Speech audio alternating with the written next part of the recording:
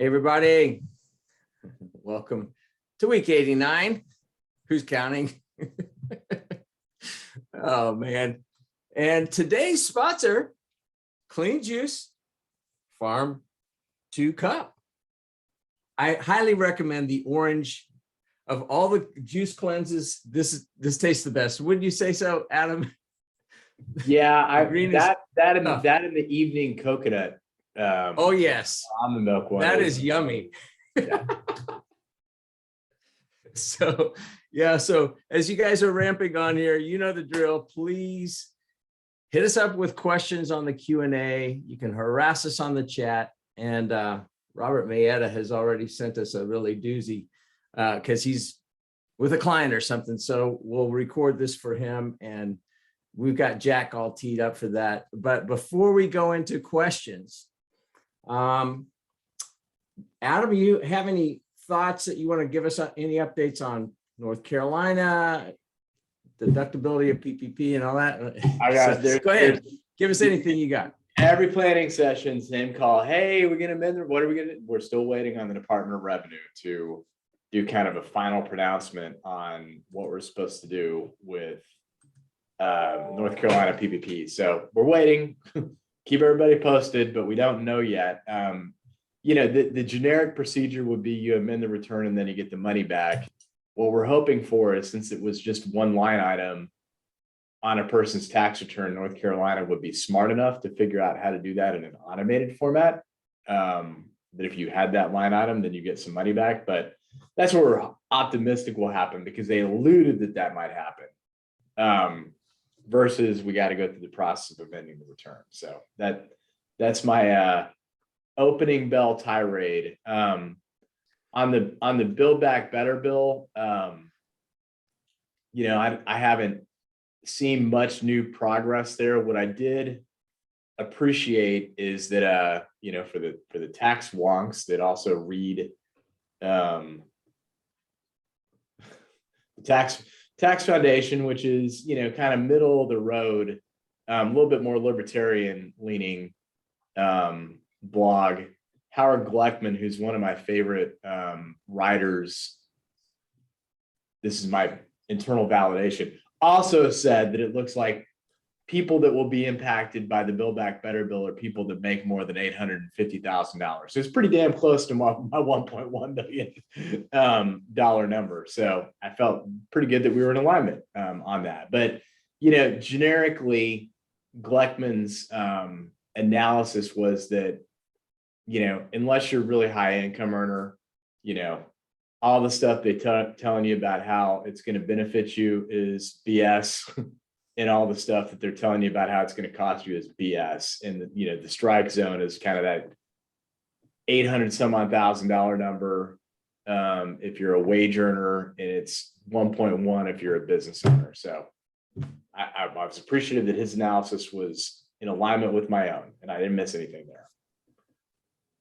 But it's still not passed yet, so we don't, who knows yet. ERTC, still no progress. Q4 is still out as far as we know. We're going to have to learn how to do polls on this, because that could be kind of interesting, like do a poll based on, hey, do you think it's going to pass? And if so, when? And if so, what do you think it'll be like? But I haven't figured that out yet. So stay tuned with us on. We'll have to get some poll training. I have to do a YouTube search. So ask one of the younger people in your shop. I bet they know how to do it. Yeah, I know. I'm going to have to do that. So Jack, do you have any rants or thoughts before we go into some of the questions? I'm sure you do with that background.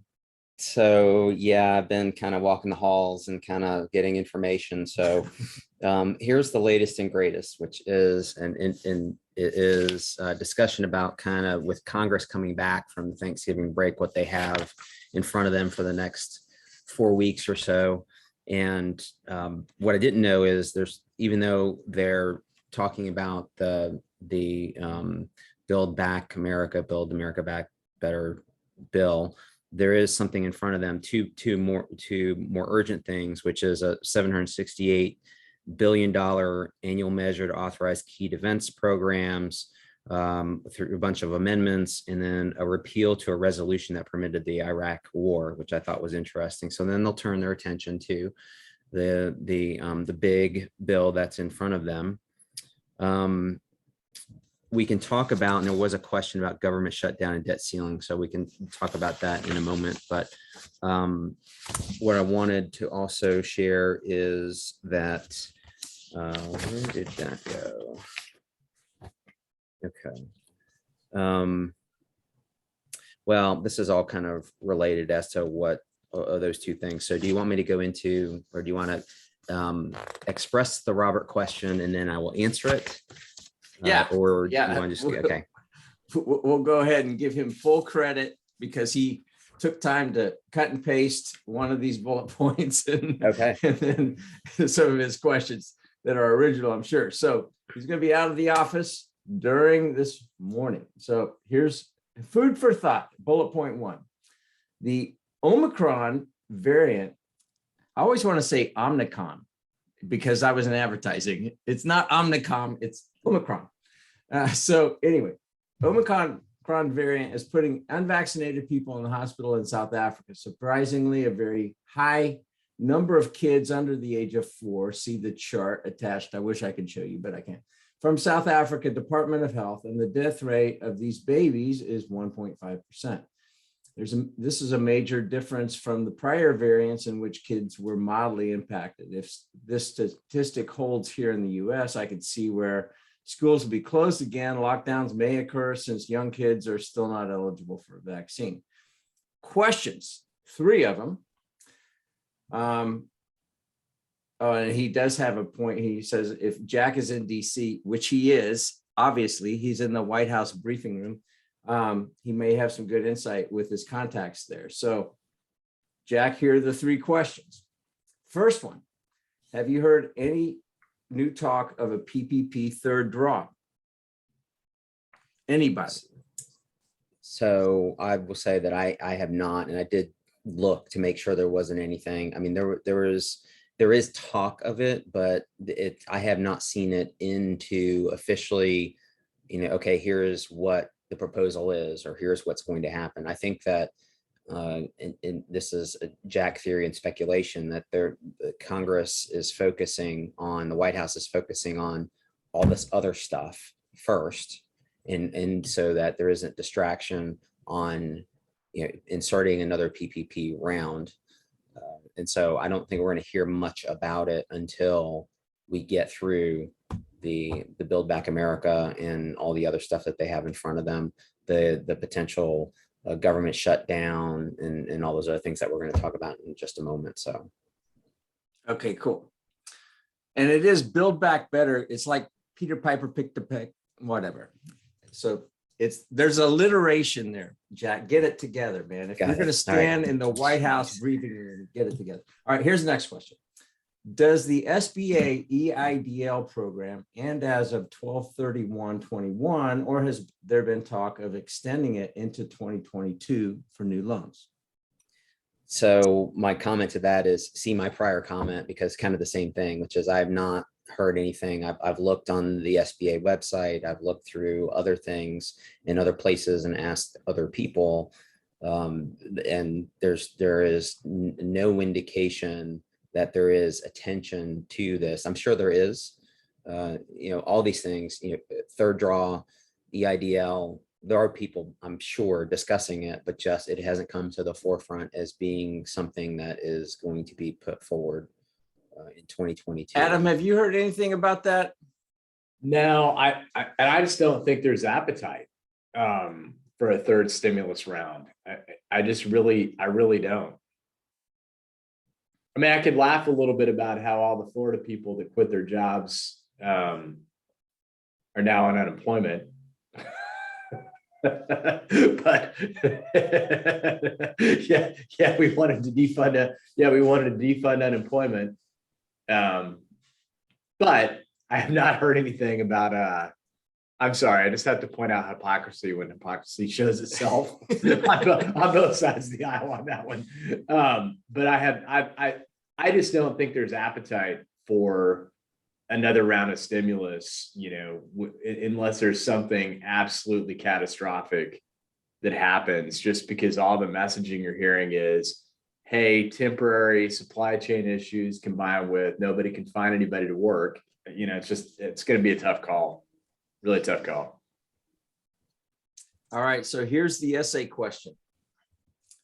Please explain the difference between the two debt limits that the government is looking to address over the coming weeks. One appears to shut down the government like we've done before with minor long-term implications. The other sounds like it would cause a default on our debt for the first time ever. Jack, since you're in the briefing room, can you address that?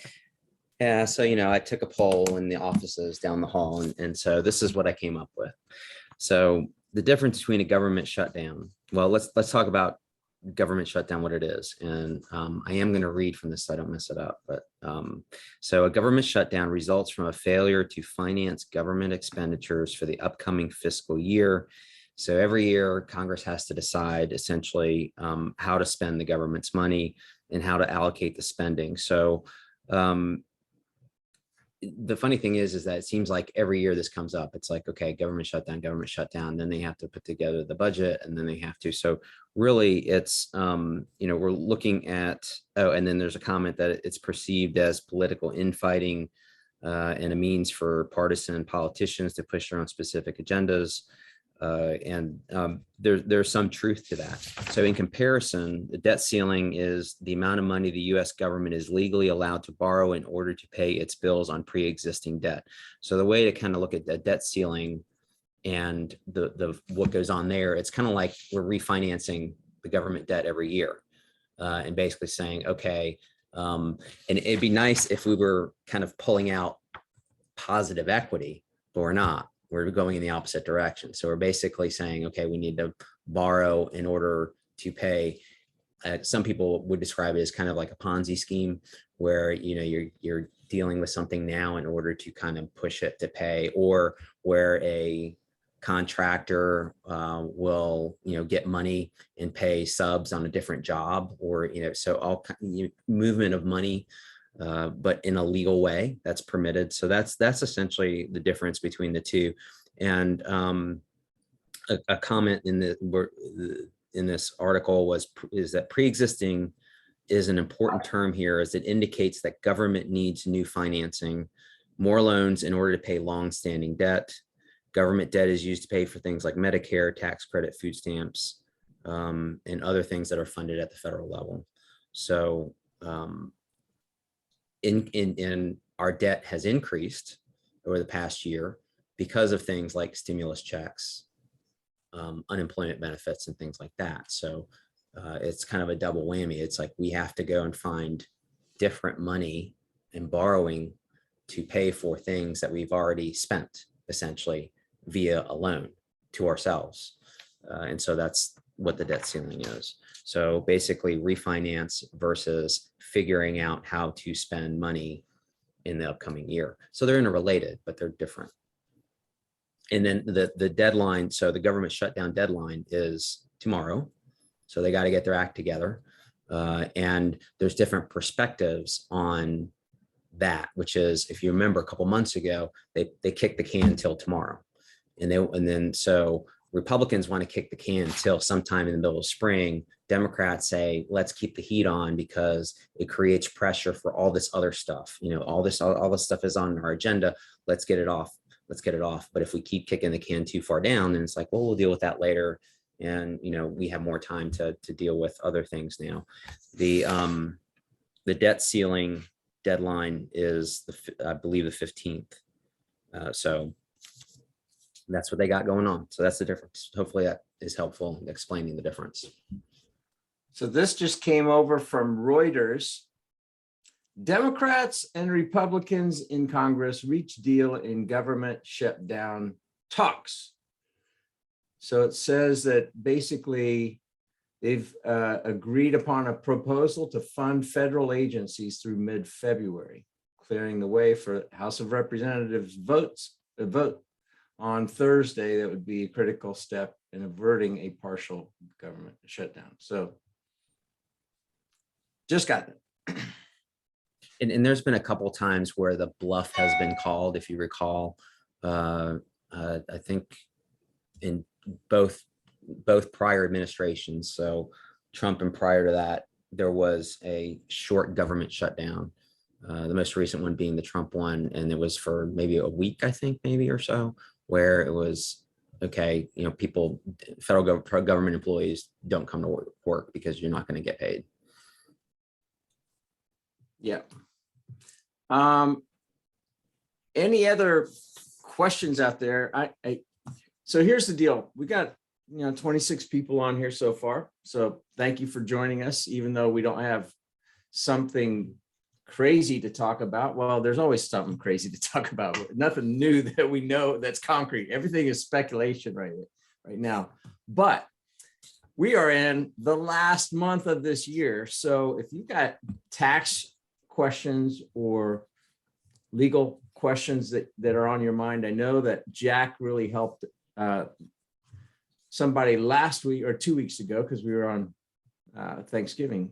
We were picking out on turkey last week, but the week before, I know you'd helped a guy with a distribution deal, and I think you're still in process of that. But if you guys have any questions about like year-end tax planning, questions about how does this build back better if it goes forward, or any of these other tax implications that have kind of come through, if you got questions about that, you got a great person with Adam Boatsman on the line here, as well as Jack Santaniello for any of your legal stuff. So hit us up in the Q&A.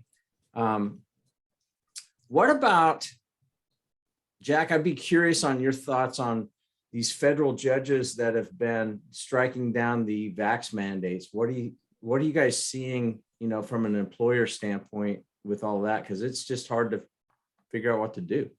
Well, it's funny you should ask, and for everyone to know, we didn't rehearse this, but I wanted to bring it up because I was reading some interesting information with regard to that, and in relation to the issues we just talked about, which is the funding deadline, and so there was, a way to basically, with the opposers to the federal mandate on vaccines, there is essentially a weapon of mass destruction that we haven't really talked about, which is the interplay between those two concepts. And so if you do not provide funding, if you have a mandate, but if you don't provide funding for it, how are you going to enforce the mandate? So in this opportunity as to what we're going to spend money on next year, as they're putting together the budget and they're dealing with the debt ceiling and they're dealing with the government shutdown, how does that play into an effect? So there was a Republican lunch yesterday, and at that lunch they were saying, well, defunding the vaccine mandate through a government spending bill is the most effective way to make the point that there should not be a government mandate. So, and then there were others, including some Republicans, and then the comment, it's up to Senator Schumer. If he'll stop any type of funding for the vaccine mandate, then we'll push forward. But if he doesn't, then there's going to be a problem. And then some other Republican senators basically said they do not support flirting with a shutdown over vaccinations. So it should not be used as leverage. And then getting to bring it around full circle to your point about federal judges is that, the comment was that the mandate has been stayed in 10 federal courts. So if we're going to make a point, then it should be through the judiciary interpreting an executive order versus messing around with money in order to stop the mandate, essentially.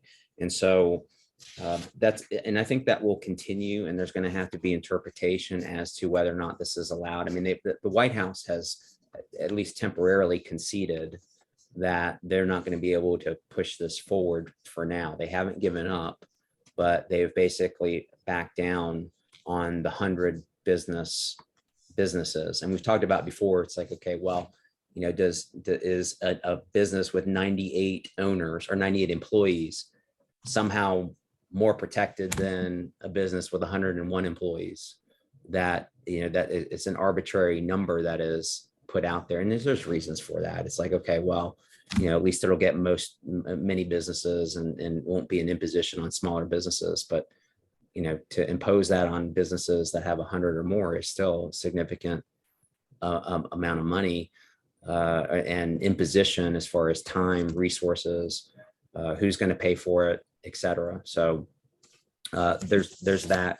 One, I'll take a little bit of a divergence or a tangent on and give a little bit of free legal advice based on mandates that you might be imposing on your businesses. And the comment or advice was that if you're going to impose these types of mandates, whether it's to get vaccinated, to wear masks, or what we've seen is in recently, so there is a what meeting? Oh, the Charlotte Chamber, Charlotte Regional Business Alliance, to be appropriate, is having their annual meeting next week. And we received notice that you either need to show your vaccination card or you have to show a negative test within the past 48 hours. Interestingly, well, let me tell you the advice, and I'll tell you a story from imported from Italy at a dinner last night. So the advice is that if you're going to impose something, do it on a position by position approach. So if it is someone who's in a back room somewhere, and because that position is in the back room, then that's fine. Do not do it on a person by person basis, because then you're teeing yourself up for at least allegations of discrimination or favoritism. And then, add on top of that it just happened to be, the white male that got the exception versus a Black female that did not get the exception. So then you're teeing yourself up, and it may be totally inadvertent, and that's just what happened. But you just needed to be measured and consistent, and it be on a position by position basis versus a person by person basis, which is difficult to do. I mean, we've been saying in the past, you need to kind of look at the facts and circumstances of each person. If it's a person that's pregnant, if they have medical issue, if they're, whatever it may be, if they have people that are, at home, whatever it may be. So, I feel like in this instance, I'm kind of speaking out of both sides of my mouth, but it's not me speaking. It's just kind of, sharing some current thoughts. Last night I had an interesting dinner to clients from Italy. And it's funny because I felt bad. I was introducing them to, I don't know if the guy, Sam, who is downstairs, who yells, "Jesus saves." And okay. So he was out last night, and I've talked to him. I've met him. And so I introduced him to these two guys from Italy. But when I said, "Hey, I want to meet you guys Sam, I'd like you to meet these guys from Italy," I did the with the accent from Talladega Nights when they're going through the food groups, and it's and I said, "Yeah, these guys are from Italy," and I felt so self-conscious about it. I was like, "Oh my gosh, Talladega Nights." But anyway, so it was a very nice introduction, because they were actually asking about them. They were expecting to hear them because they were staying at the Marriott across the street. And so I asked them about what's going on over in Italy, and I had forgotten that they were sequestered, locked up for 2 months. They were not able to come out of their houses except a direct line to work and a direct line back. And for, I guess, necessities, but there was no, and you're talking about Italians who love to socialize and talk and meet and drink and eat. And so, yeah, I got all of that last night, but the really local flavor of what was really going on over there. I think because of that, they have a different perspective on wearing masks. Like, those guys were wearing masks, except for eating and drinking. But, moving on a restaurant, they wore them outside. I'm like, you don't have to wear them outside. It's just out of habit. They are very concerned about the Omicron variant, that I don't think they've had it there yet. But, they are just very, it's a different mindset. Now, they have, as many of you know, a different health system as far as the government pays for everything. but their salaries get taxed probably on average 50%. So 50% of their wages goes to the government. And so we had an interesting conversation about taxes and everything else. But my point in that is that regardless of how you feel about certain things, meaning vaccination and masks, that there are other societies that are the beta testers of doing things a certain way, and it seems to be working. They have, I think they said 83% of the population vaccinated. Now, the government has a lot more power, because then we also discussed about, and I was comparing, as we've done here, school systems, different employers, private versus public employers, and all the variations of, do you get vaccinated? Do you have to wear a mask, et cetera? There was also talk about a 24-hour rapid test. And that to travel, you have to have it within 24 hours. And I was reading about that as well, that to go out of the country or come back. And it's difficult to even get a test within 48 hours, depending where you're at. And they said the test here was like $200 in order for them to go back to Italy tomorrow. And it was, I think they said 20 euro. So what is that, about 40 bucks or so, in order to get a rapid test. And so just different economies. So I feel like I'm rambling on, but that it was very interesting for them to share what's going on over in Europe, the kind of different mentalities, and then, kind of what's going on here. And then like, you guys are crazy, essentially was the message in a polite way. Like, you guys should be wearing masks, you should be vaccinated. And, they understand that there's a lot of unknown, but you got to roll with the science. And so that's what's going on apparently over there, because they do have high percentages, very high super majority percentages in populations that are vaccinated. So anyway, I guess that was my soapbox. I haven't had one of those in a while. So yeah, I think the takeaway that I've seen from this, Jack, is that generally, if you're going to do an employer mandate, it's going to stay. And if your state opposes having any sort of employer mandate, the state's going to lose.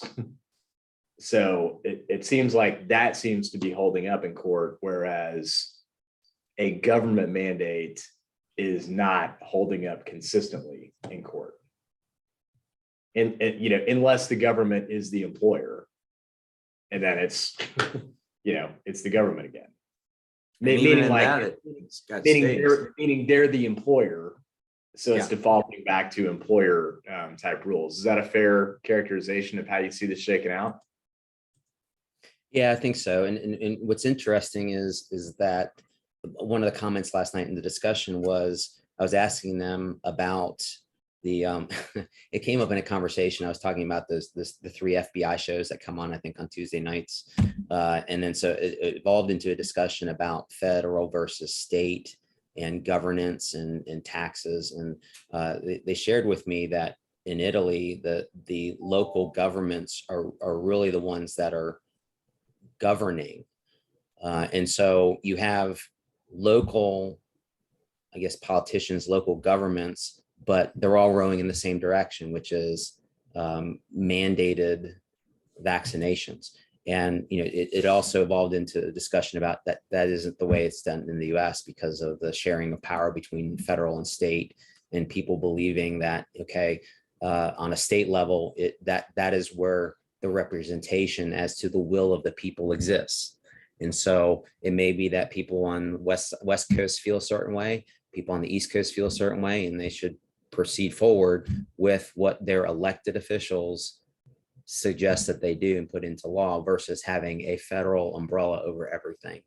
Yeah. And so that's, again, an interesting discussion, and it's not like that in other countries. And so you go into countries in South America that have access to, that's the other thing too, is, some of the numbers on a global basis are skewed because it's not comparing apples to oranges. You're comparing second world countries or other countries that don't have, you can't walk into a CVS and just say, hey, you got some vaccination, put it in my arm kind of thing. That just is totally does not exist in other countries.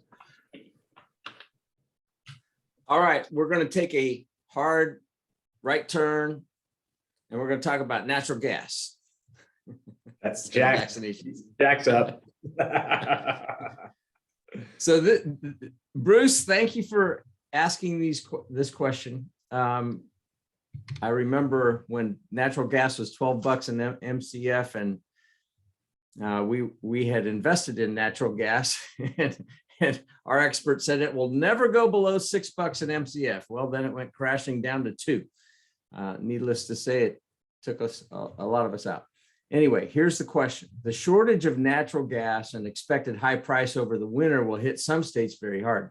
Ohio, New York, Pennsylvania. What impact might Congress or the administration undertake this winter and spring to address the need that in the near term, renewables will not meet the energy needs of the country? Will energy companies hedge their bets that natural gas usage will be likely extended, if not grown? Good question. Okay, you want me to go first, Adam? Or I can stall for time if you need me to. No. I mean, this is an opinion question, so it's not. Yeah, like, it's an opinion okay, so question, I can for say sure. whatever I want, right? Yeah, you can. Right. So, I mean, the reality is yes, I think that there is, there's a lot of stuff goes on simultaneously, contemporaneously in the White House and in Congress, and so there is, as prices continue to increase. There was a release of some of our the Federal Reserves on crude oil and other things, but and I think that will, I don't know how much of that will continue. I think that as far as the winter and spring in that renewables, I think there is going to be a push on renewables.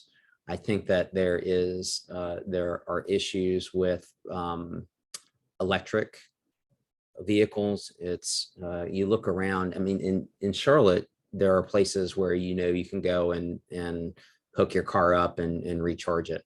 I've noticed that in a lot of the new construction of apartments and condos, that in the parking lots there are spaces that are reserved, and the machines are there for filling up the electricity in those cars. So there is more of an awareness, but it's an investment and it's a joint partnership with private and public, I think, in order to make that a reality. And I think that we are further away from that. So I think that the best way to, I shouldn't say the best, I think the likely way to react to that is going to be more conscientiousness of use of energy, so less driving maybe, and so user adjustments versus industry adjustments. I look out my window and I see the new trolley car going up and down the Trade Street, and I think about, okay, they're extending that, and I've seen the 2030 plan, the 2040 plan for Charlotte that includes all that stuff, and people want it, but it's a matter of how is it going to get funded, and who's paying for it, and who is dealing with the issues with, okay, well, we want to build this, but we're going to have to take someone's backyard in order to have the line go through. So things like that, but that's, again, speculation.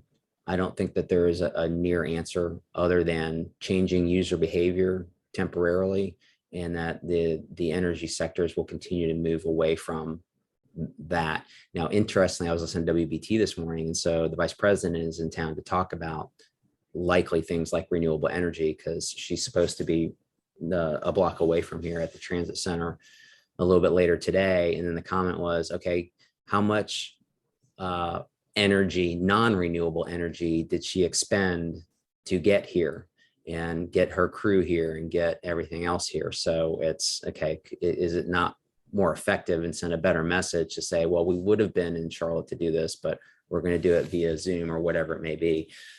So, it's a little bit critical of her coming into town, and understandable. But so anyway, that's how I see things. It's interesting. When I look at natural gas today, the spot price is $4.25. Like I said, in 2009, it was 12. But, you know, supply has gone up because they've been fracking and drilling like crazy. So here's the next question from Bruce.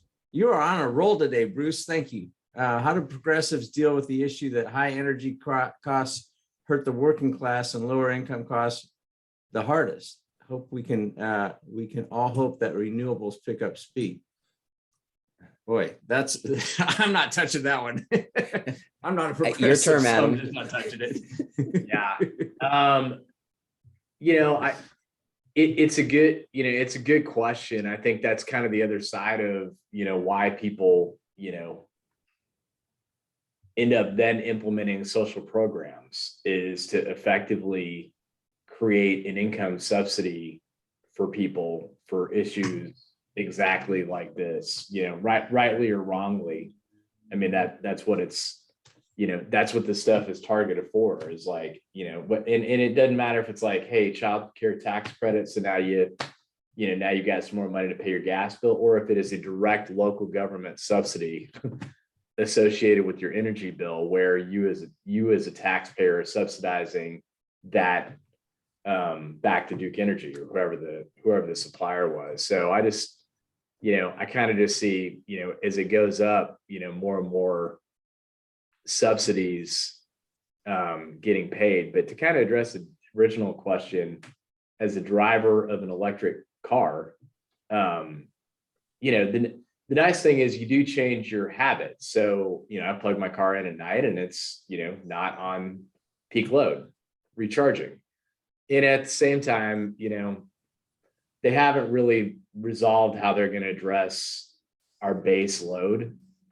So if you're asking for Boatsman's opinion is that all the idiots that protested against nuclear need to shut up and have us build more nuclear power plants, because that is the most efficient, reliable, you know, probably safest, you know, when it's all said and done, form of power that we have to supply our base load. So that's my soapbox.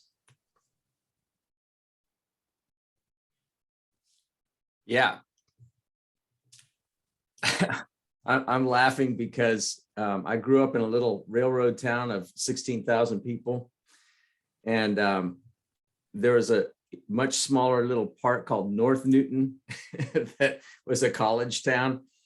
And it may have had a few hundred people in it. And it was, you know, divided by railroad tracks. That was it. And they declared it to be a nuclear-free zone. and they were also very progressive, but they were nuclear-free zone. And so you could not have nuclear anything coming across those railroad tracks in the North Newton, which is, it's just kind of funny, man. No, it's pretty dumb. I mean, honestly, you know, if you listen to more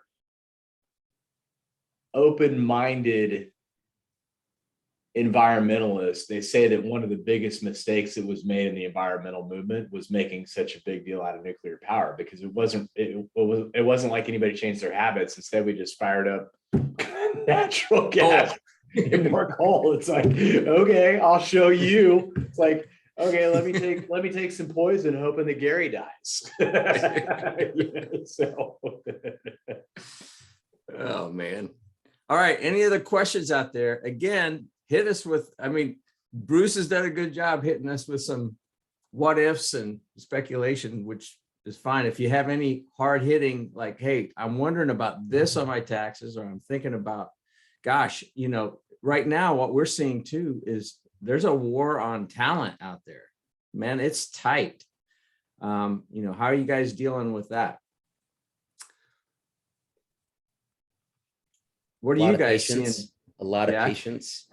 A lot of patience in the retail. So again, back to this dinner last night, everything was great up until it was time to kind of get the bill, and then, you know, so and they were obviously short staffed, and a lot of clients are having issues with staffing people, and so they're like, well, you know, we can't be open the entire day because we just can't serve properly, for in hospitality industry, or, it's just not feasible for us to keep the lights on running and paying salaries of one person when it really takes two people to kind of run the business kind of thing. So we're just gonna condense our hours.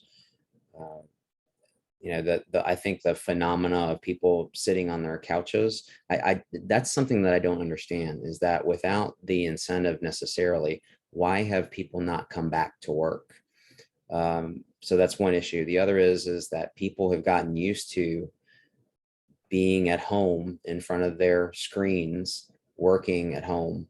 Now, successful businesses will have loyal employees that are actually doing work, and others will have issues with, okay, is it efficient to have that person working from home? It seems like that the employees still have leverage in that situation, where they can be very demanding and say, well, either you let me work from home or I quit.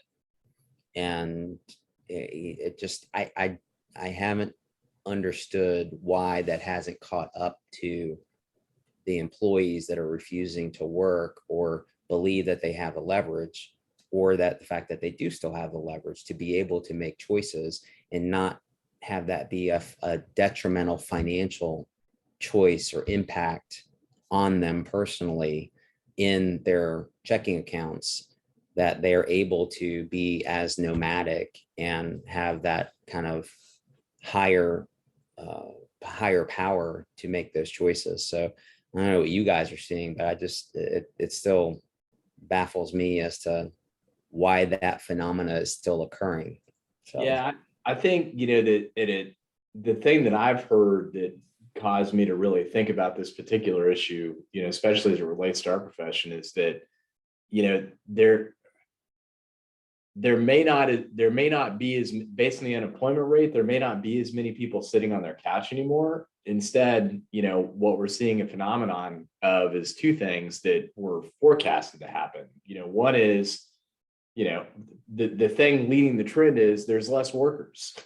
Like you had a pandemic. If I'm a baby boomer that was pretty close to retirement and then a pandemic hits, it's like I'm out. Like I'm done. I'm not going back. Thank you very much. And we actually had that happen at BGW with two people that retired. That, like, we've had retirees that are like, I'm out. I'm done. I don't want to do this anymore. That's in total, that's 4 people that are not easy to replace. They just left. They left the workforce and not coming back. Because they're going to choose this as the time to say, I'm out. I'm not coming back. I'm retiring. Well, the population curve, we didn't have enough babies, I guess. So there's less workers available. So then you combine that with, in particular in your segment, Jack, it's like, am I going to go work in food service, getting berated by the likes of Gary? Just kidding, Gary. I'm actually a good tipper, man. Berated by the likes of Gary. Or am I going to go work at Amazon for $20 an hour, which is about what they're paying in a warehouse? Yeah. So it's like, what the answer is. They're going to Amazon, and Amazon's hiring a bunch of people because they're building more and more distribution centers. So I think everything that I've seen from economists is like, we're kind of in this labor shortage thing for the long haul because there weren't enough people created. And all that really happened was the pandemic just sort of sped up that phenomenon. Yeah. And, Jack, you said, I don't understand why, something about why they're getting away with it or whatever. What we sow, we always reap. Sometimes it just takes a little bit longer. I mean, the reality is, you play your hand one too many times with an employer, and then when the tables turn, it's remembered. So,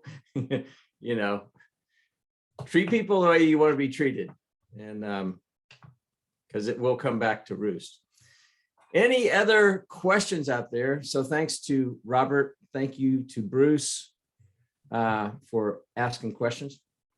We will plan on being back on the 90th week next week.